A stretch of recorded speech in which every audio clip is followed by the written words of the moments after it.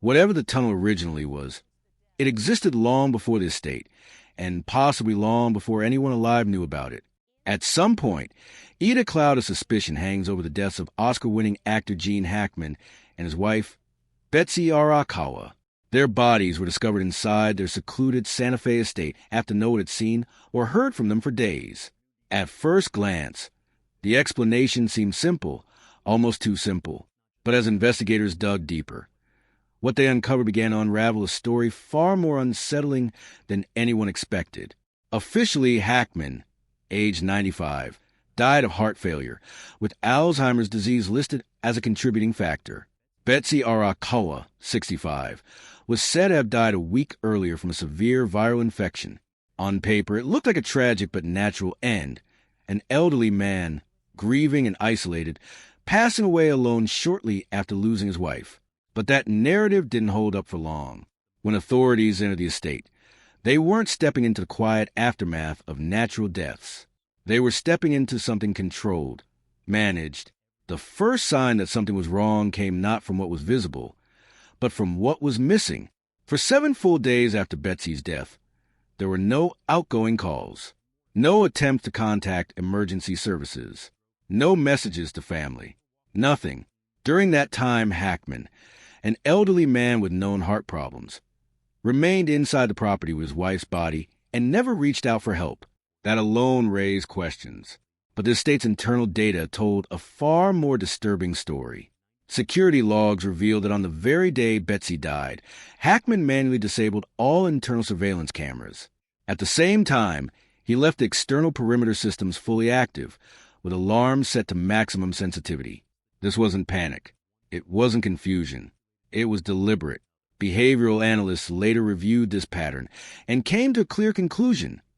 This was not the behavior of a disoriented man in grief. It was structured, intentional. Someone controlling what could be seen inside while ensuring nothing from outside could get in. Investigators began to suspect that whatever had happened in that house wasn't passive. It was chosen. As the forensic team continued their work, physical irregularities within the property led them to conduct deeper scans. Using LiDAR technology, capable of mapping hidden structures beneath the ground, they made a discovery that changed everything. Beneath the estate, extending deep into the bedrock, was a massive underground structure. There were no records of it, no permits, no mention in any county planning documents. Officially, it didn't exist. The entrance was concealed behind a bookshelf in Hackman's private library. It wasn't secured by modern electronics or biometric systems, but by a heavy mechanical locking mechanism, one that required precise physical effort to operate. It was designed to leave no digital trace, no signal, no vulnerability to remote access. This was a system built for secrecy and for permanence. When agents opened a hidden passage and descended, they found a reinforced upper tunnel made of concrete and steel. But deeper down, the construction changed dramatically. The modern materials gave way to rough stone walls carved by hand, marked with primitive tool impressions. This lower section wasn't recent. It wasn't even modern. Had been reinforced and concealed beneath the property, effectively hidden from the world. But the most disturbing discoveries were yet to come. Forensic analysis of the tunnel's locking mechanism revealed fresh abrasion marks, evidence that had been used recently, not months or years ago, but within the exact 7-day window between Betsy's death and Hackman's. This meant that in his final days, Hackman had physically entered the tunnel. A 95-year-old man in failing health had operated the heavy mechanical system, descended into the underground structure, and returned, all while never contacting anyone outside. Why? The answer began to emerge when DNA samples collected from deep within the tunnel were analyzed. The results triggered an immediate federal response. The findings were classified within hours. The case was removed from standard investigative channels and placed under protocols typically reserved for national security matters. Officials did not release details publicly, but sources confirmed one crucial fact. The biological material found in the chamber had no innocent explanation. It wasn't just old contamination. It indicated recent biological activity.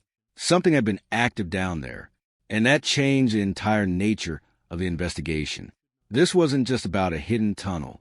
It was about what the tunnel contained, and what Hackman had been doing there. When investigators reached the lowest chamber, they encountered a space unlike anything they expected. The floor had been leveled and engraved with precise astronomical coordinates, complex mappings that suggested advanced knowledge. Scattered around were unusual metallic components, manufactured in ways that didn't match standard industrial techniques. But the most important feature in the chamber wasn't the markings or the objects. It was a system installed along the wall.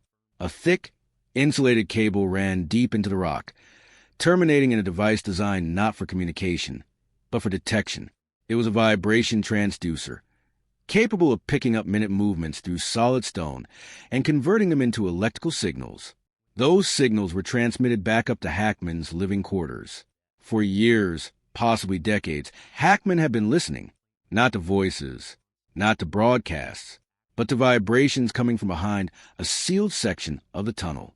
At the far end of the chamber stood a massive iron door. It had no handle, no hinges, no visible locking mechanism. Every seam was welded shut from the outside. That detail changed everything. This wasn't a door designed to keep people out. It was designed to keep something in. The implications were impossible to ignore. All the security measures at the estate, the walls, the surveillance systems, the isolation, no longer looked like privacy precautions. They looked like containment. Hackman hadn't been protecting himself from the world. He had been protecting the world from whatever was behind that door. Federal authorities quickly took control of the site. Despite having equipment capable of cutting through the door, they made a decisive call. It would not be opened. Everything would remain sealed. Information was locked down. Access to the area was restricted. Reports were classified. Even older public records, complaints from nearby residents about strange low-frequency vibrations, were quietly removed from databases. Those complaints had described recurring disturbances, often occurring in the early hours of the morning. At the time, they had been dismissed as infrastructure noise.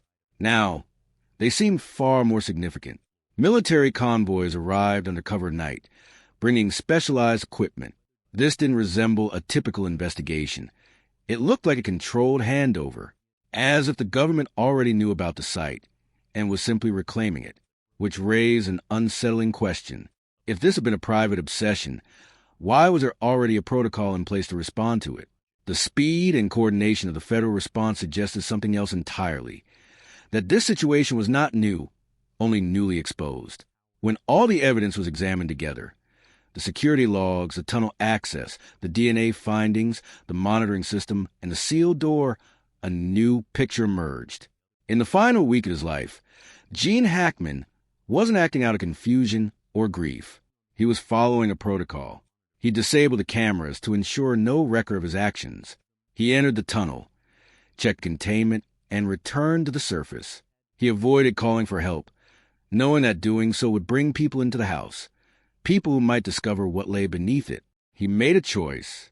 He stayed silent, because breaking that silence might have exposed something far worse. In the end, Hackman died alone in his home, listening, until his heart gave out.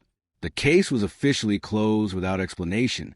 The tunnel, the chamber, and everything within it were sealed again, this time under layers of classification rather than stone.